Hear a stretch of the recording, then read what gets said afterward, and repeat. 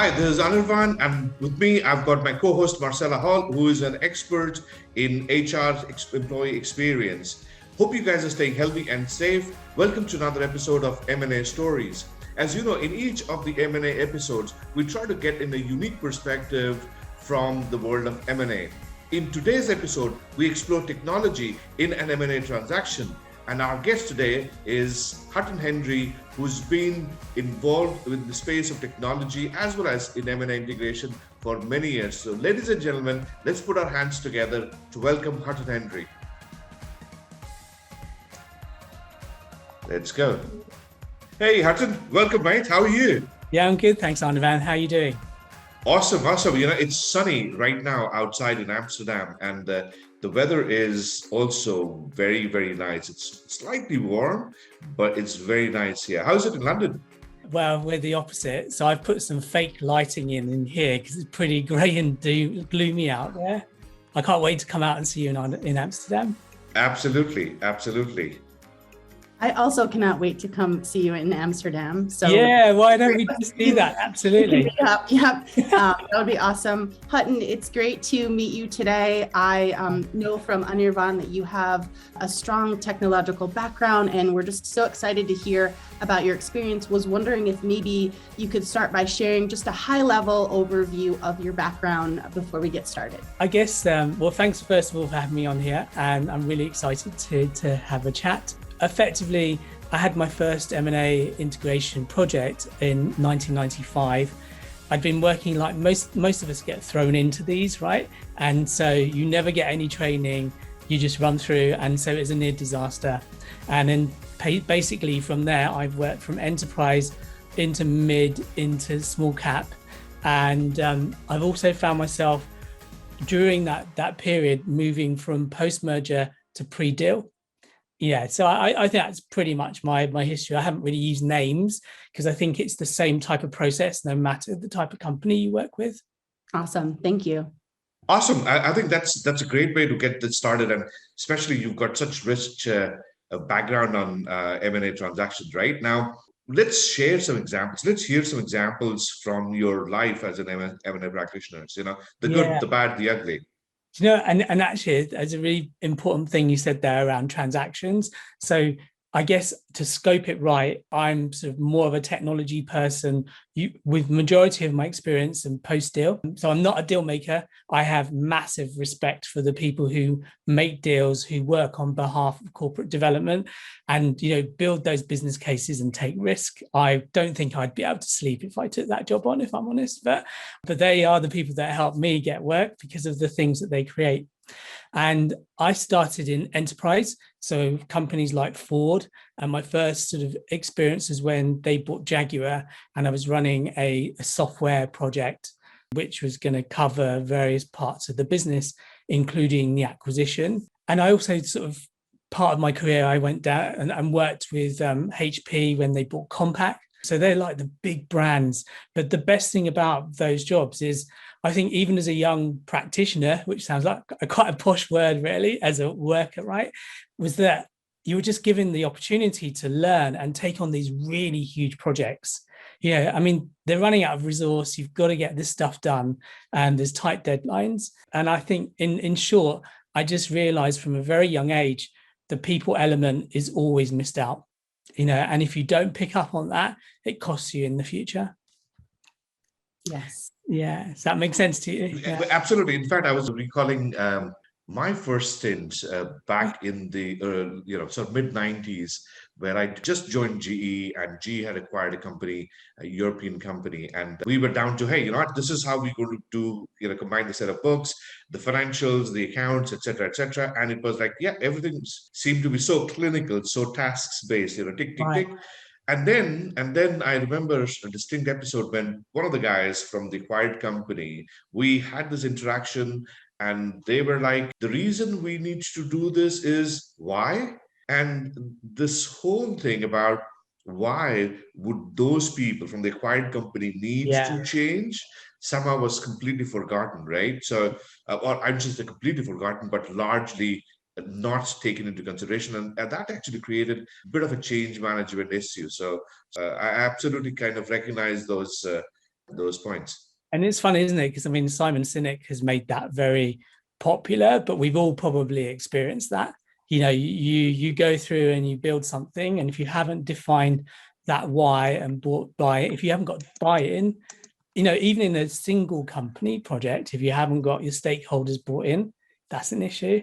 But if you've got a multi-party project, you have to look at the sensitivities across every single company. It's interesting, isn't it, really?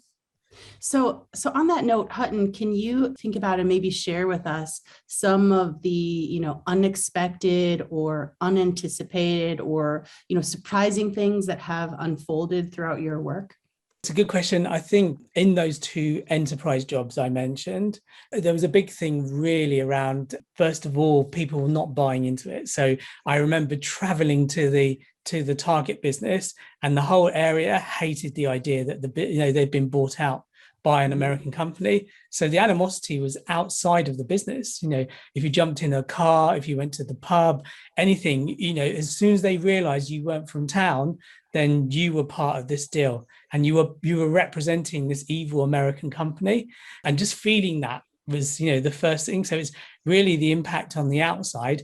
And then, the impact on the inside was really about companies not getting the technology projects done well because people didn't care. So they either didn't care and they didn't give you the things you needed. So they would hold information back. And technology is a really interesting one. I'm sure you see this on other work streams, but technology is super creative, and it's very easy to make something look difficult. So if you don't want something to happen, you can make it bamboozle people with technology problems. And I've also had one experience where we were doing this sort of multi-location rollout worldwide, and people were just literally barricading the doors to our teams. They were not even just letting us into the office. It was they're the extreme versions. I think generally there's more passive aggressiveness than those experiences, but I like to use those as my starting sort of scenarios, if you like. So yeah, absolutely. Have you seen that, you guys, that type of behavior? I don't know that I've seen to the extent that you described. That sounds like a pretty intense situation. Yeah, animosity is quite central to pretty much all the deals. And part of the reason for that is it's the immediate reaction as part of the change management curve, right? I mean, if the first is the anger, it is that people are being forced to a situation where they have little control over, and that's why the immediate reaction is of that of anger. And also because people believe that instead of taking care of them as employees, the employers or the leaders are looking at something else or are being distracted by something else. It is there in most places. In fact, I should say all places or all integrations. Some of them may acknowledge it, the others may just put it under the carpet. Yeah. So, and I guess all three of us would see EQ is such a big thing nowadays. The emotional intelligence, that we are going to talk about change curves and how people feel nowadays. It's totally acceptable, but in the past it wasn't. I mean, you would just get the job done. So right. And in fact, I'll just hold on to that particular thought process because that's kind of our story for the day today, right? We first want to hear the technology side of the story. Why is technology so important? And then kind of move to the people side, because I think that's also resonates quite closely to your personal journey. So why is technology considered such an important part of an M&A integration? It's a funny one, Anirvan. I think a throwaway answer is that every single business, no matter what size industry, there's some type of digital platform in there. But in reality, what I've learned going pre and post deal is that actually not every deal needs technology expertise. So it's a little bit lazy to say we have to do it on everything, but there are companies where, there's a lot of software and algorithms out there which are making money. And so if companies are investing in those, are they looking at automation as part of their acquisition strategy? We need to look underneath at the technology, the people, and those sort of things.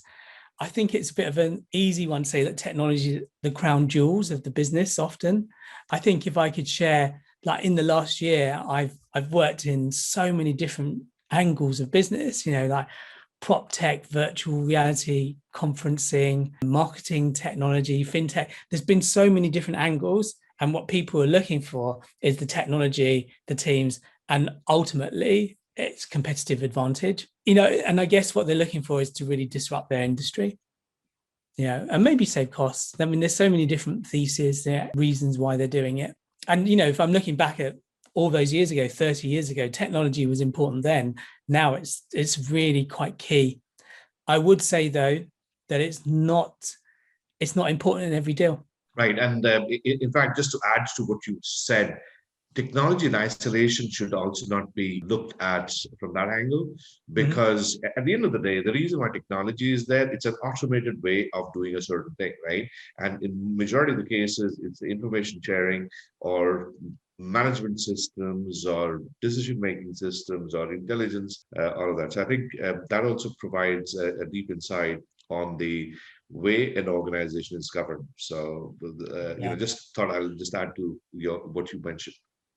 Hutton, I was just going to close the loop on our, conversation from earlier where you were talking about, things that were surprising or unanticipated, and you were describing that sort of a more extreme situation, and just wanted to kind of close out on that in terms of, so were there some lessons you learned from that experience, or if you could sort of go back in time, would there be something that you would do differently to try to mitigate that situation? Yeah, I guess those extreme examples really got me to focus on the people side. But, there are 3 pillars for a good technology integration, and that's really making sure the people are bought in. You need to understand what you're changing.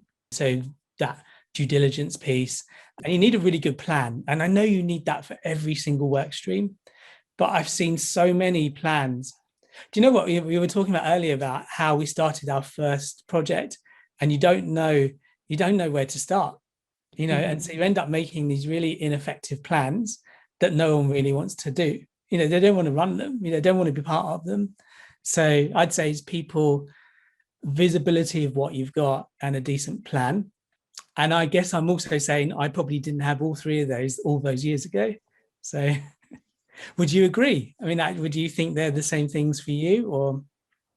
Yeah, I mean, it is actually the realization that people are at the center of it takes long, because literally when we had started out our journeys, many times we were just ticking the boxes, right? One after the other, there were these formulas, and we didn't even call it integration, right? It was just, hey, we're just consolidating companies. Let's consolidate companies, et cetera, et cetera.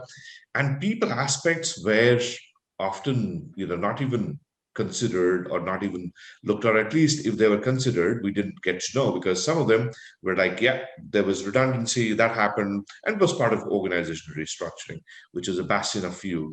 But when it came to culture, back in the 90s and even early 2000s, there was not a lot which was defined in terms of culture that got used, or at least, again, not widely shared amongst the organization that was there. And does not mean that there was no element of culture that was considered, but it was not widely acknowledged as an area that needed to be looked into. Yeah. Well, we're growing, aren't we? I mean, yeah, exactly.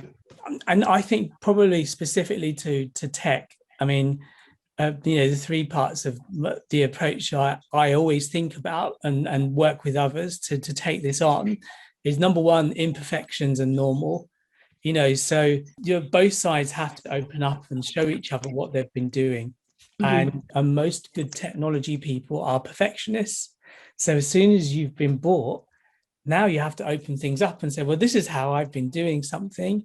And that creates a lot of nervousness. So on top of the usual welfare, what's my career, what's happening there, it's something we have to help them with, is being able to share their imperfections. Yeah, I mean, right. That makes sense.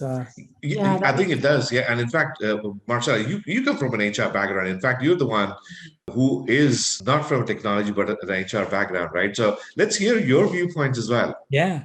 No, I think that makes total sense. I love where you're going with, sort of trying to normalize this. Like, it's okay, right? Yeah. Like, by sharing, you can then foster an environment with greater collaboration and bringing the best of both worlds together, right? And so just kind of normalizing that, because your point earlier was great about the perfectionism and that might sort of be, hampering the ability for that open sharing and collaboration that you may want to achieve.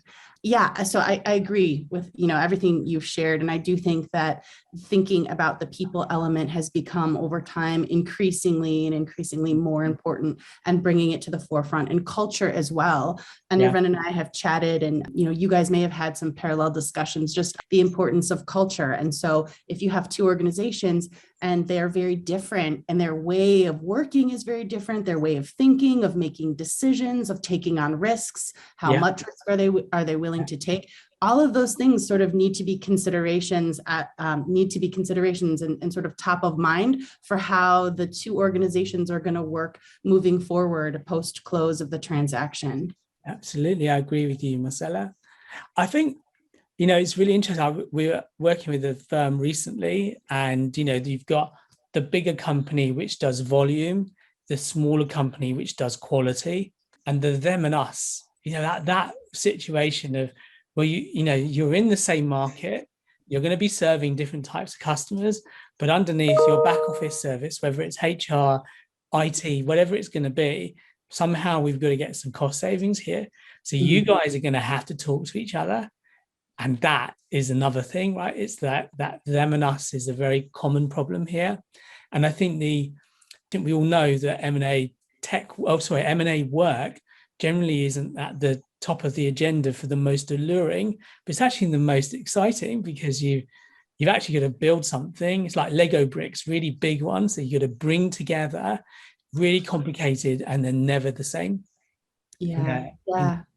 Absolutely. And in fact, since we've been talking about both technology and people side, and that there's this bit that I wanted to share with my audience as well, that you ended up writing a book on people first, right? And I've read the book. It talks about the importance of people, whether it's M&A or technology. It's at the end of the day, it's all about people. Now, people is a very, very vast topic, right? What about people? I mean, I know what you've written in the book, but I just want for the viewers, what's that book all about? I use it as my mouse mat. So there we go. There you go. But I actually use it for my mouse mat, which is a bit naughty. I think when I wrote it, I really wanted to try and sway some view on the people side, and really saying, well, we know we've got all of this work to do. So I pretty much put a 5-step process, like any business book. Let's give it a very clear process on how do we engage people? Because if we can engage them at the beginning, we can increase trust. And and from there you can then start. If you've got them on board, then the next stage is an examine. So there are 5 E's, and examine's all about, let's find out what's really gone on in that company. Because one of the things I've realized after, I'm sure you guys have seen it in the projects you've got as well, or I have worked in, is whatever happened in due diligence, when you come over and you're post-deal, this company is very different to what they bought, and it can be shocking because you've got this tiny budget to make a big change. So let's get the people on board. Let's examine what you really have got there. And from there, let's envision. So that's creating sort of a plan together. And then from the rest of that, it's really execution and making things better. The thing really is the last chapter was when I really realized, and it happens often, I think, when people write books, was that I came to realize that we treat people like black boxes. So with many things that we do in business, we use spreadsheets, we analyze things, we test them through R&D, we spend money on those things, whether it's creating a new facility or spending money on technology. We're happy to spend money on them. But when it comes to people, it's just lots of black boxes that we put together and then we assume it works. So I think that was the main outcome of that, really. It's a different way of thinking about something that needs to be done in a rush. Absolutely. And I think the aspect that you bring or you hold in your book, it's the people, and how do you go about sort of mobilizing people, getting them aligned for project, for an initiative. You also mentioned, and I know you're a certified Colby consultant, Mm. and you guys talk about cognitive side of things, right? So Yeah. maybe if you could just, if we spend the next few minutes explaining what that is, and then kind of circle back to the team interactions, to the leaders and the subordinate interactions, and how Colby can play such an important part, because these are some of the things that people either don't know, are unaware, Yeah. or they just overlook. And at the end of the day, these things form such a central part of bringing people together. Yeah, yeah, absolutely. Marcelo, we should have done a Colby assessment before we came on. Let's do it. Let's do it. So cognitive assessments is all about what you do. It's your natural drive, and it's something that was built in you from the age of 6, and it never ever changes. And it's nothing to do with your personality. It's not DISC testing. It's not MBTI, Myers-Briggs, or anything. As soon as I walk in the room and start talking about this, people are thinking, oh gosh, not another HR thing, and the reality is, once I've taken a technology team, because that's my focus, through this, they're wow, we didn't, because it's numbers based. And what we can do is show how people react under stress and how they work creatively. And where I saw the fit was M&A is a place of pure and extreme stress for everyone. And then you can layer this assessment on individuals and then build a view of the whole team. And then from that team, you can start to architect it. So I note it as, so IT has this big thing about architecting technology. So I'm saying architect the team before the technology.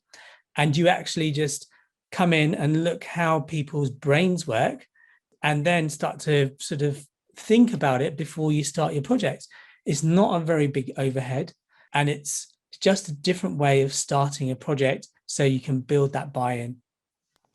So, Yeah, and Awesome. I think I actually used an example of that in one of the articles that I wrote, one of the blogs that I wrote on integration leader and IMO leader, right? I mean, it's essentially in the Colby's, there are 4 pillars. So there's fact finders, follow through, jump starts or quick starters, and the fourth one is what, modeler, right? implementer. Implementer, right? Yeah, this is the one block where Hutton and I are different.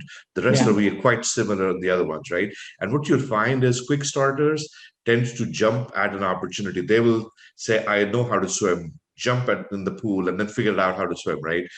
So we are extreme risk takers. On the other side, you have the fact finders who want to, before taking a decision, they want to know all the details. And what we find is, especially in an integration, right, or an M&A, when you have these people, or some people who have these different strengths, they can literally lock horns, and that can create a lot of problems, especially for an integration. So that's why I thought, There's another layer, right? And that's yes, a really important one, because like you could argue that sounds a bit like DISC, or it sounds a bit like Myers-Briggs. The difference is there's a couple of more assessments which tells you when people are aligned to their jobs internally.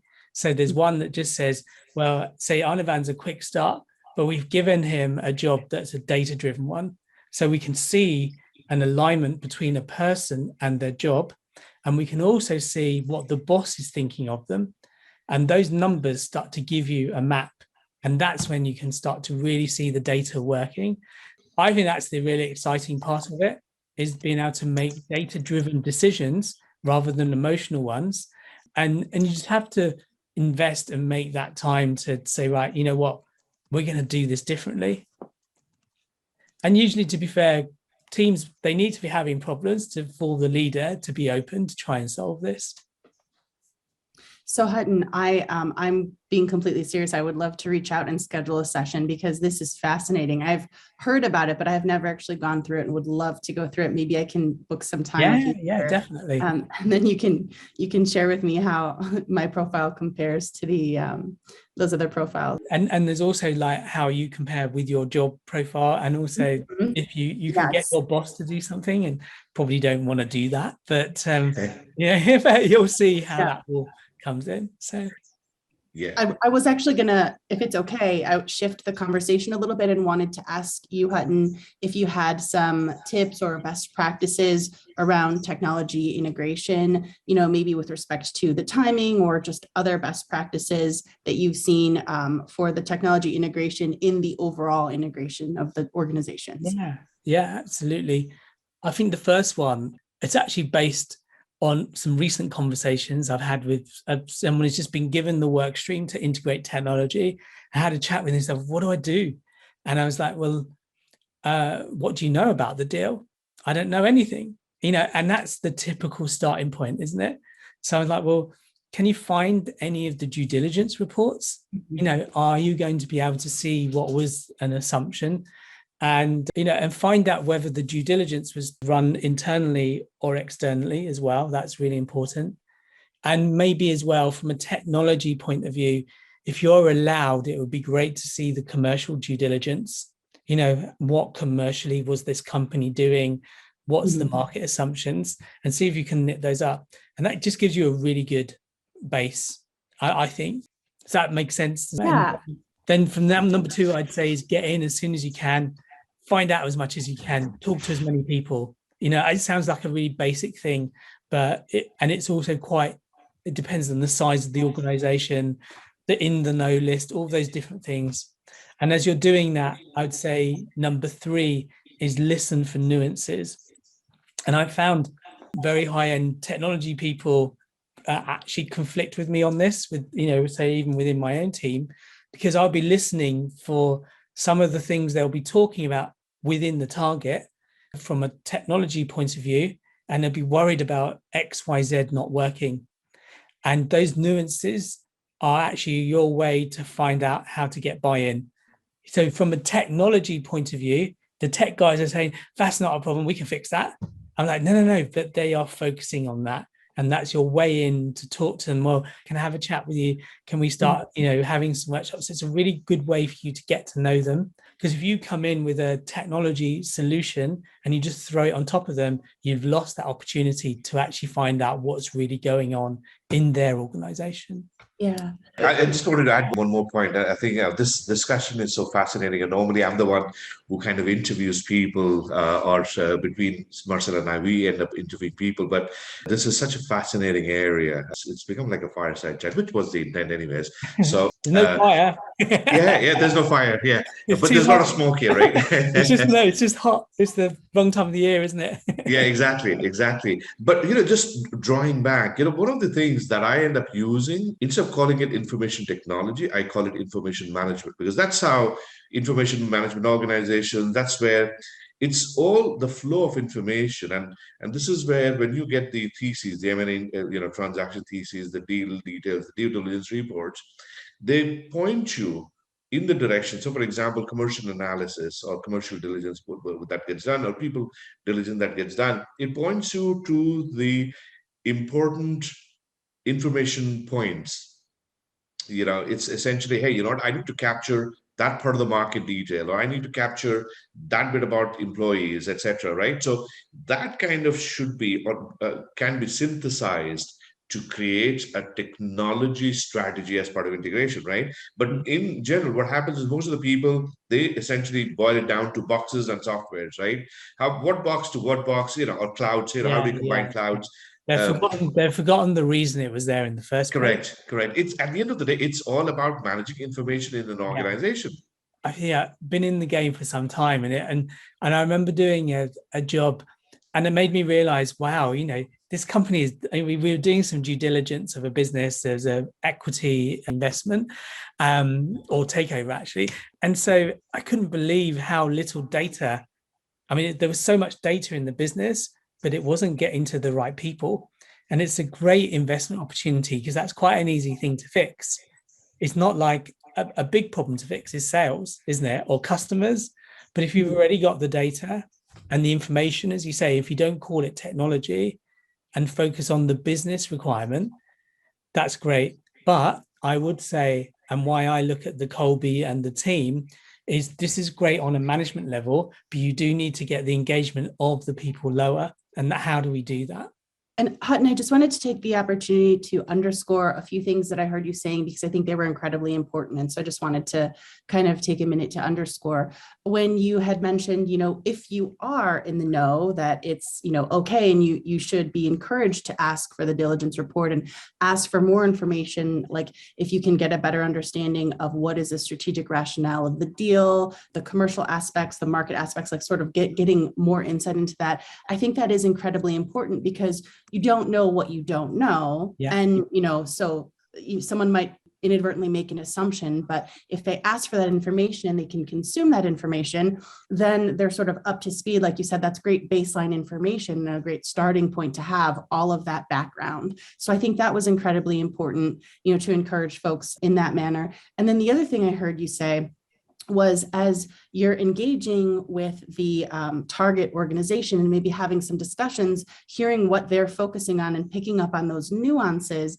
and probing a little further there is incredibly helpful and gives you some insights, one, but then two, it also helps you building relationships. So I kind of heard you talking about the importance of building relationships. And I think just wanted to take a minute to underscore that because, with two organizations coming together, I think the relationship building aspect is very important and not one to be, to be omitted or to miss out on. Yeah, I think you're right, Marcella. And I think the other aspect is it depends where you're coming from. Are you coming from the acquiree? Are you coming from the buyer side?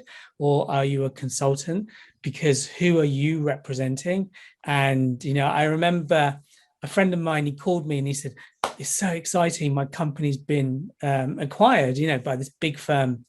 And then 10 minutes later, he's like, oh no, they've asked us to do a 5-day meeting. So, the steps of the buyer have to be really watched. They're basically saying, drop everything for 5 days and do what we need you to do, where you have to be a lot more sensitive around a very busy team and trying to help them, run their business while you're trying to absorb them. Relationships is really key, which is why I really enjoy the work. I mean, that's, and you would know that in HR as well, right? It's really, really important. Yeah, I think it's incredibly important. And then, to the earlier conversations, just talking about the importance of people and culture, alongside the importance of technology as well. I think the relationship building can go a long way, just trying to put yourself in someone else's shoes, trying to better understand, the way they think, the way they are approaching decisions, and using that to sort of build the alignment that you need so that you can ultimately achieve the outcomes that you desire to achieve. Yeah, I'm embarrassed to say in my very first year of business, 11 years ago, I bought my team as one part of their Christmas gift was To Kill a Mockingbird, which was all about being in someone else's shoes, wasn't it? But it's a really key part of consulting. It's a really key part of M&A integration.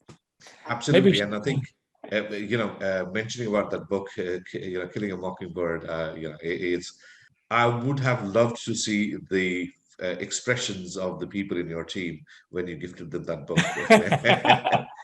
I think they probably thought I was very patronizing. Right. No, but it was really, some were junior consultants and I wanted to show them. The thing is, if you only focus on the work, it gets a little bit laborious. And if you can show it the same perspective from a different angle, that was the intention. Yeah, right. I think that's great. Yeah. Yeah. And Hutton, you bridge two very different worlds. On one side, you've got the people aspect, the culture, the HR side of things, and on the other side, technology. And as all of us know, last couple of years have been really sort of challenging for businesses because of pandemic, and now in the past it was very not usual for a lot of people to work from home or work remotely, and now it's been kind of accepted widely. And as the world starts opening up, there is going to be some sort of a hybrid. Purely from an M&A perspective, what's your take? What's going to be the future of M&A with respect to, let's say, technology or people? What do you think as an industry leader? I think, thank you. And I think, the number one thing I would say that I've seen is, when we're having a discussion with a buyer, they are much more aware of the sensitivities for the team members. It's without a doubt they are. So we're having conversations much earlier in what would be my sales process. The other thing is they seem to be wanting to bring the them and us to the table, which is absolutely brilliant. It's like we had them and us when we're in our office buildings. Now we've got them and us in our little homes, and it's so hard because it's so disconnected. I think also like cybersecurity is a huge thing. Things get relaxed as part of an M&A integration from a technology point of view. You're bringing something together, and sometimes you have to release the cybersecurity to make it happen. Well, now you've got all these pots of people everywhere. And I'd say that cybersecurity now, what we're seeing is it's taking 40 to 50% of DD. So when we're assessing a company, it's the cybersecurity bit is becoming more and more complicated. And I think, as you guys know, modernizing the process, PMO to the IMO, I learned that from you, Anirvan. The move to agile, because it's been neglected. It's a simple thing to do in M&A integration. It really is, but I just think it's becoming more common to buy companies, but the processes aren't as modern. And the last one I think is exciting is this new stuff in the EU for artificial intelligence. So they're looking at building as some kind of charter, or there's a draft agreement going around. I don't know enough about it yet. It's relatively new, but looking for trustworthy AI and what AI can do and how it impacts people's lives. I think it's going to have as many penalties as GDPR and as many stringent controls. So I think that's going to make M&A quite difficult. I don't know. I haven't worked that one out. I think, would you see that in the HR? I mean, AI in HR must be quite a big thing as well. I was just going to comment that I think it will be really interesting to see how organizations navigate those challenges, because they will need to prepare for those challenges. And then sort of like, is there like a one size fits all approach that they can take? Or, maybe it needs to be more nuanced than that. But I think it is going to be interesting how organizations respond. And then, as we look ahead, like, who knows what other changes will be coming from different countries, different policies. Like, there's that future landscape. We can only imagine what it will look like. I think organizations will need to sort of continue to be flexible, be adaptable, be agile, if you will, to meet those changes. Yeah. Anirvan, I think you wanted to add one more thing. Yeah, no, absolutely. And I think back to Hutton, the future predictions, right? I personally believe that AI is going to play a much bigger role in general in all sorts of businesses. And I think in some cases, we'll also have some virtual reality or augmented reality coming in as well. Yeah. The thing that where I see AI playing a lot bigger role is going to be around marketing side of things as well as employee side of things, right? So, and this is where the common connection with HR is going to be. My fear is that there will be companies that completely take a lead and take leaps of faith and go right ahead with including AI in employee engagement. But most of the companies are probably going to be, especially HR, because it takes time. And again, I'm not trying to sort of demean any or disrespect any kind of work, but most of the time what we see is by the time evolution comes through certain departments, it takes time, and HR definitely is one of the areas where it may take longer for some of these pieces to take ground or take their control of the processes of the organizations compared to marketing, where I see AI taking a much bigger chunk of work much earlier. Mm-hmm. I mean, if it helps, to give you some real examples, last year we worked on a AI prop tech like product, and so the software worked out all the houses available for sale. It worked out how to put the right things inside the house to make the value of the house more. So it would increase the value by change the chest of drawer over here, do this. It was incredible, to see something do that. There's no way a human can do that, right? And, it was basing it on like many years of data from the past. And it was then saying, right, Marcella, you've got this amount of money. if you put it here, I can guarantee you're going to get more from your money. So you're not buying anything from emotion then, you're purely buying from a piece there. Fascinating. That is right, because then with these new EU laws, would this piece of technology be allowed? Right. Because that's not trustworthy probably in their view. It's an incredible thing it can do, but what are the levels of what's acceptable to humans? That's the thing. It's a little bit like a science fiction film, isn't it? It is. And, I was just looking at the watch, and as you were saying this, I mean, this is a perfect cliffhanger, for our another episode in the future, right? How technology is going to shape our future. So, but I mean, this has been a fascinating journey. Yeah. Marcella, yeah. Yeah, Hutton, I was just going to ask if there were any, parting thoughts you had or kind of like last words that you wanted to share with listeners. And then secondarily, wanted to ask you for your contact information as well as information about your book so that folks listening out there can get in touch with you and also purchase your book as well. Okay, cool. Well, I'm not pitching my book. I mean, if anyone wants to contact me, I'll send them a copy. But because my mission is to try and get people to think that way around. So it's really, I guess my before I go into my details, the number one thing I'd say for M&A integration is don't start planning immediately. Get the background information. And Marcella, you articulated it really well, and the reasons why, which is get the history of this deal. And I think it's probably the most common mistake. We just go ahead with what we've been given, and we actually need to dig within the organization and ask some awkward questions with the corporate development team. Did you do any due diligence? And if you did, can I have a look? And you might get a no, but at least you tried. So, and then I think also you have to, from that point, make your own conclusions, because a lot of the whole setup of these deals is made on assumptions and thesis. So why not come from your conclusion based on the information you find and the conversations you have with the people on the ground? And then my number one probably is treat technology teams as humans, not resources. Yeah, they're my three things. And I guess in terms of contacting me, probably I don't really use Twitter. I have got a Twitter, but I'm just going to say hutton@beyondmna.com. Maybe you can leave those details in the text somewhere. Yes, definitely. Thank you. Yeah. Do you want to show us your book one more time? Yeah, sure. So it's called People First. It is specifically around M&A integration.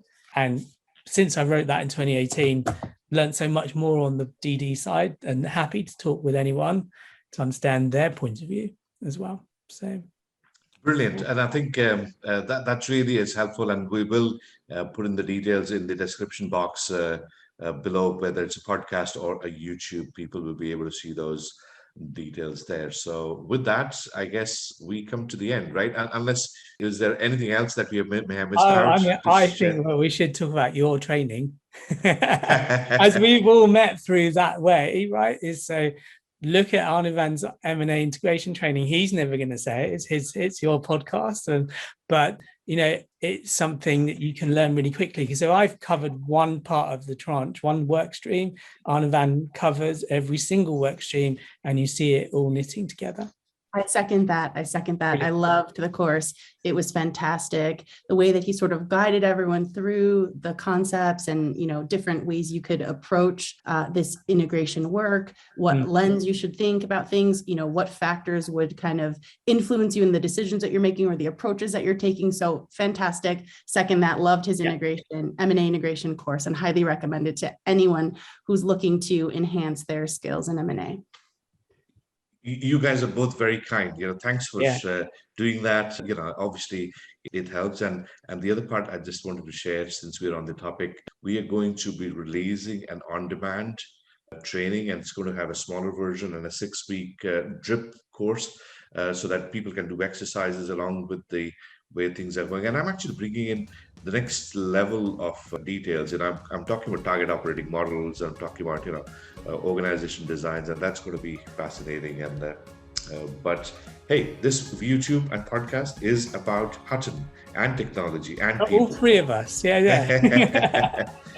No, it's been great. Thank you so much for having me.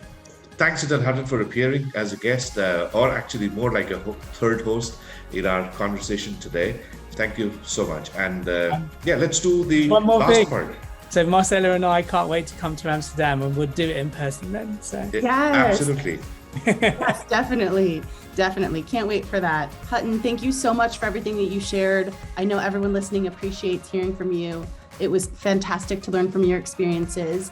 And to all the listeners out there, if you like what you heard, please give us a thumbs up or a like. You can subscribe to the YouTube channel. You can find us here on 8 different podcast channels. So definitely take a listen, and we look forward to our upcoming M&A Stories conversations.